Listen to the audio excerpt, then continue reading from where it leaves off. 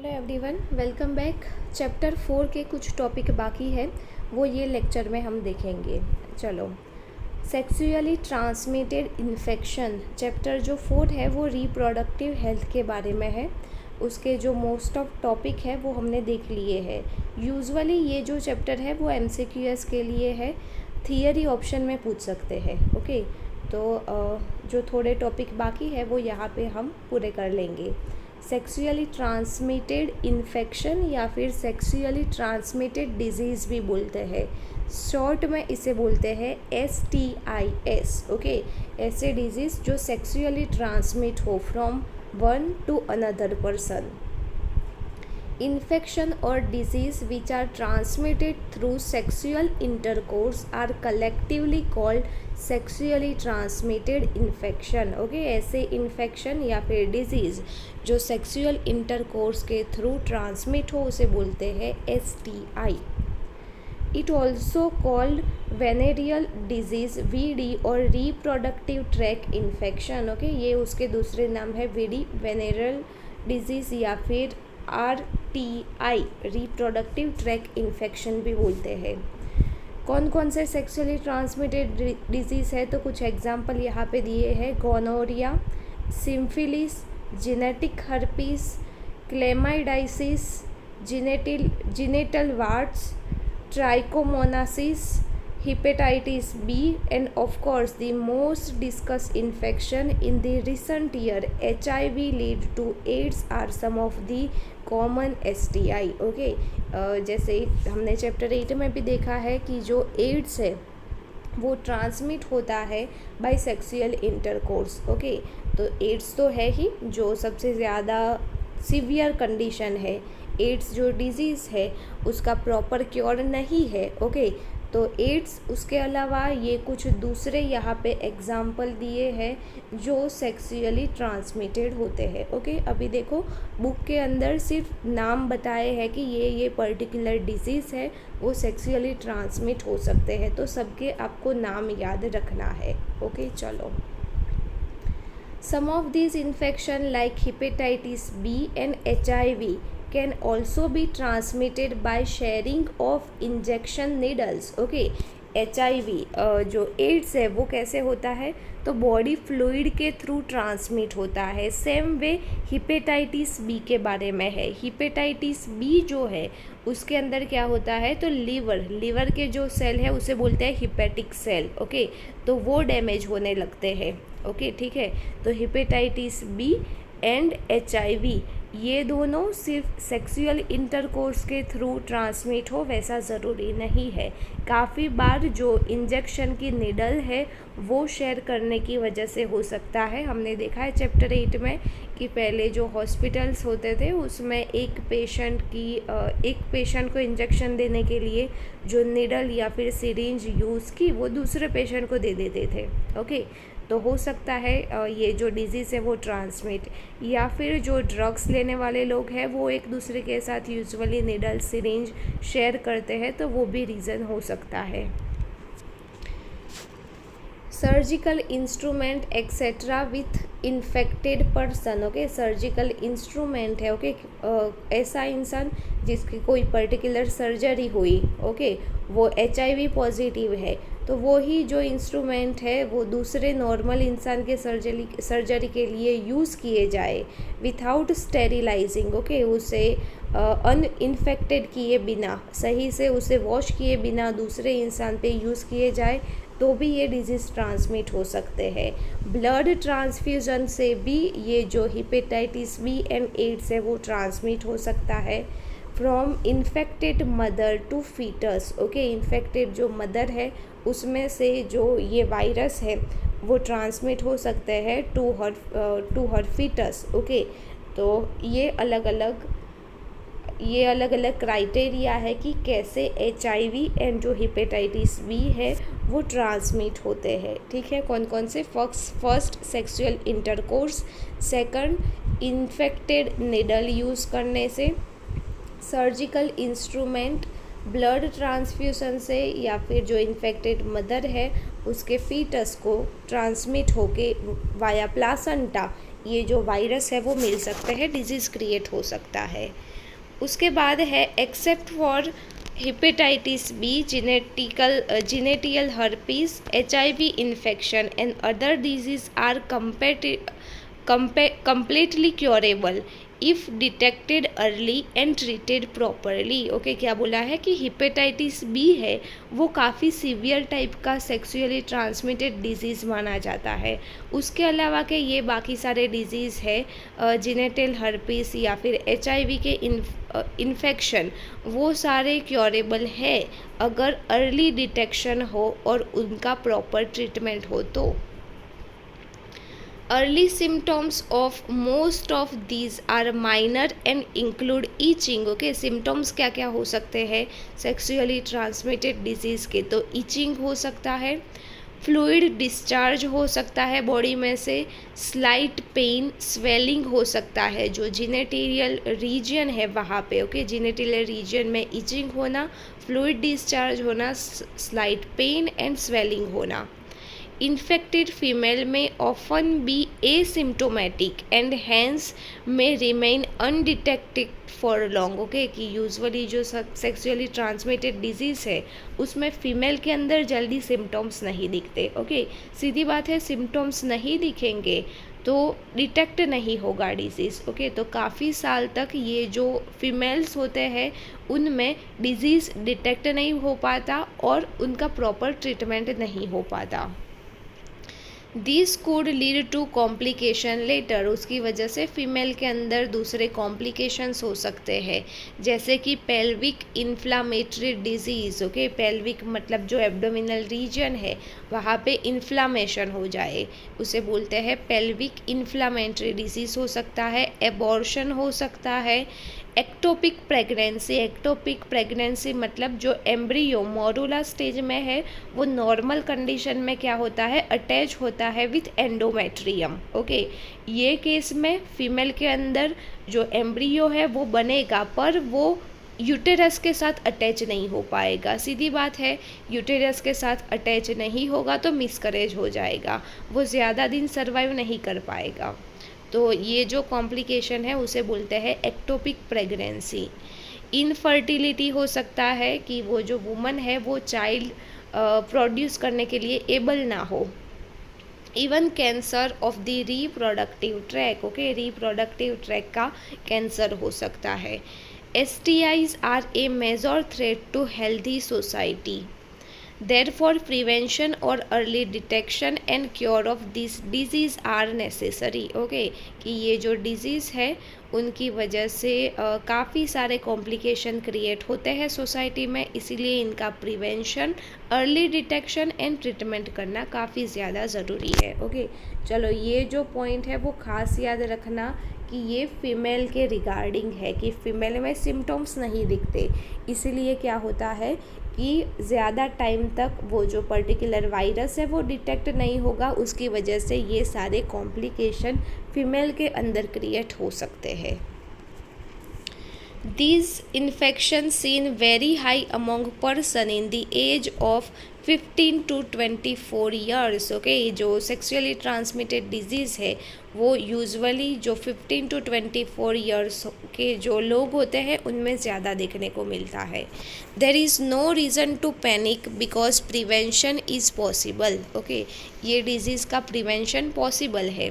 One could be free of this infection by following the simple principle given below. Okay, कोई particular इंसान ये जो सारे disease है उनसे बच सकता है प्रॉपर प्रिकॉशंस लेने से। कौन कौन से प्रिकॉशन, तो कुछ पॉइंट दिए हैं।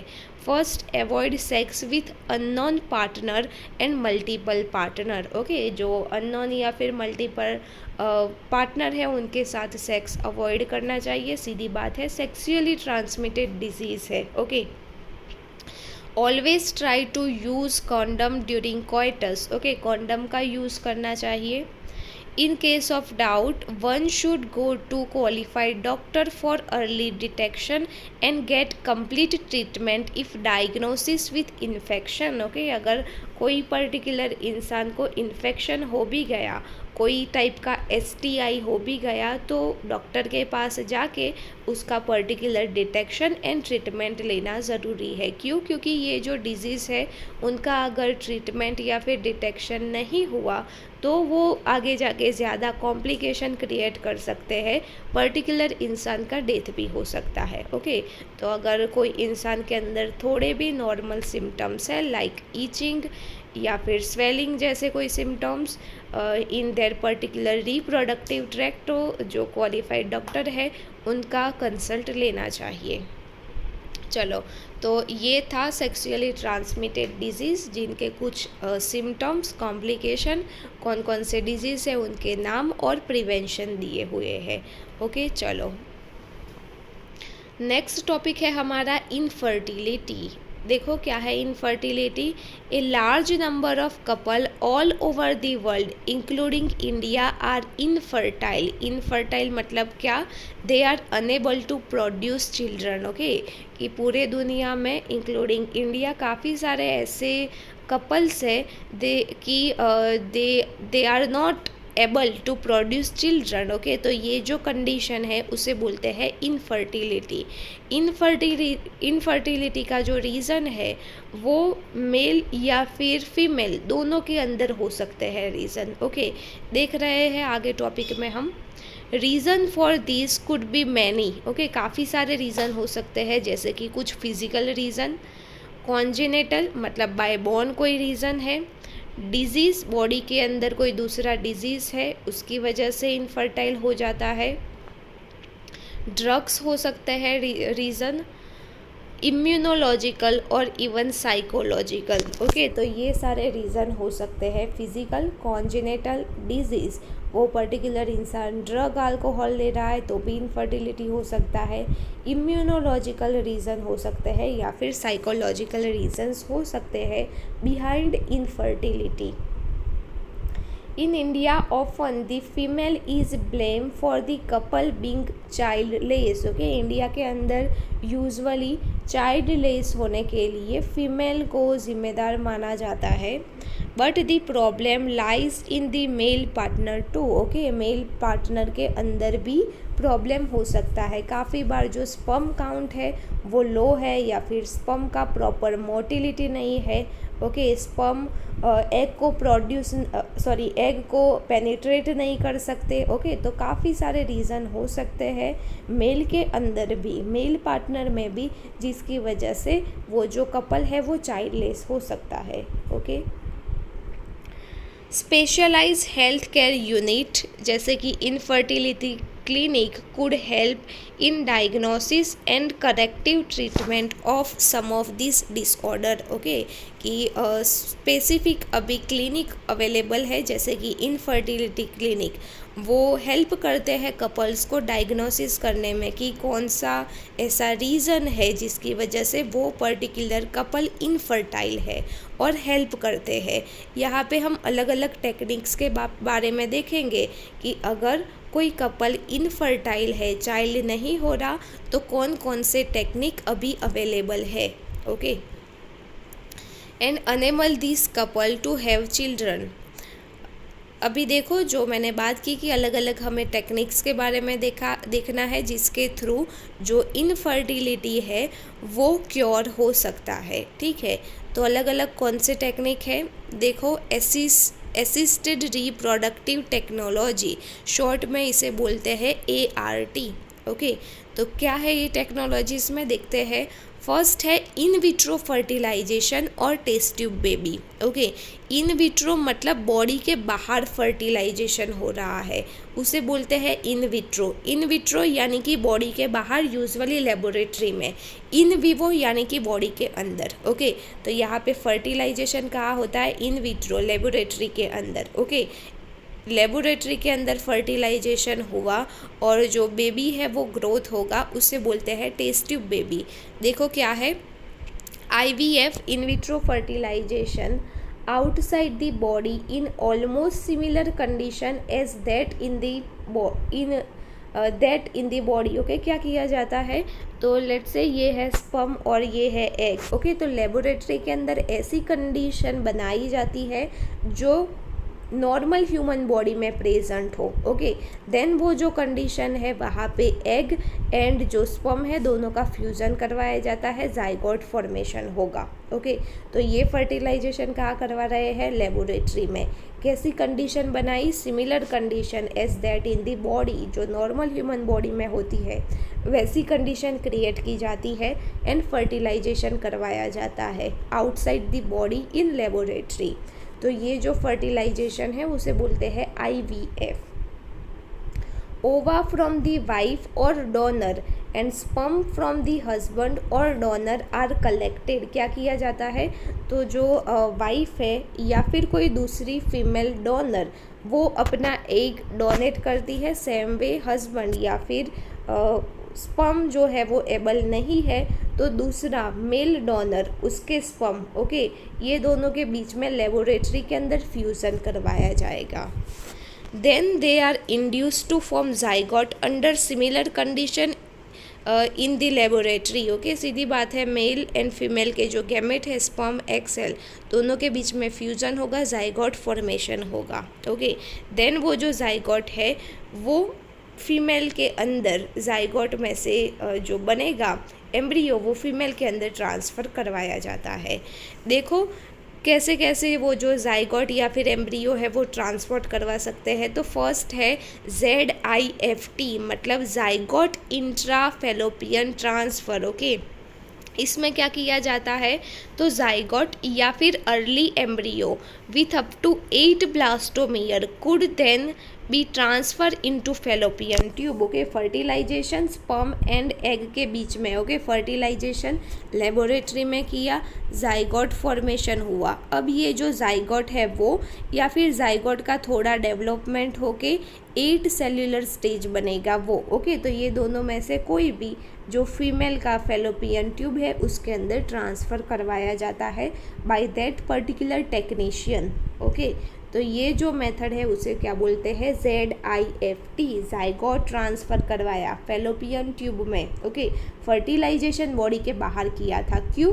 क्योंकि वो जो पर्टिकुलर वुमन है उसके अंदर प्रॉपर कंडीशन नहीं बन रही जो फेवरेबल हो फॉर फर्टिलाइजेशन, या फिर जो मेल पार्टनर है उसके अंदर जो स्पर्म है वो स्पर्म का काउंट कम है या फिर उसका मोटिलिटी कम है, वो एग सेल को पेनिट्रेट नहीं कर पाता, ओके। तो ऐसे जो रीज़न है जिसकी वजह से फर्टिलाइजेशन नहीं हो रहा between male and female gamete, तो फर्टिलाइजेशन लेबोरेटरी में करवा दिया। अब जो जाइगोट फॉर्मेशन हुआ वो फीमेल बॉडी में ट्रांसफ़र करवा सकते हैं। फीमेल बॉडी का जो यूटेरस फैलोपियन ट्यूब है वो एकदम नॉर्मल है, ओके। तो अब जो नेक्स्ट डेवलपमेंट होगा वो कहाँ पे होगा? Inside female body. चलो दूसरा है IUT, इंट्रा यूटेरिन ट्रांसफ़र। क्या करवाया जाता है? तो embryo with more than 8 blastomere वो जो है वो ट्रांसफ़र करवाए जाते हैं यूटेरस में। यहाँ पे क्या था? जाइगोट या फिर अर्ली एम्ब्रियो, कितना?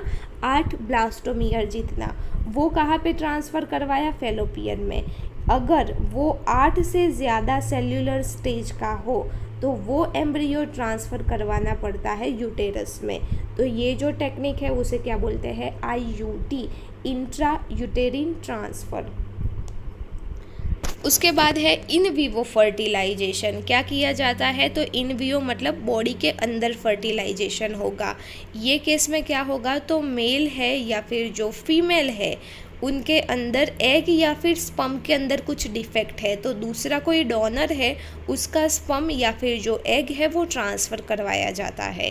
देखो embryo fusion of gamete within the female also could be use for such a transfer to assist those female who can not conceive, okay.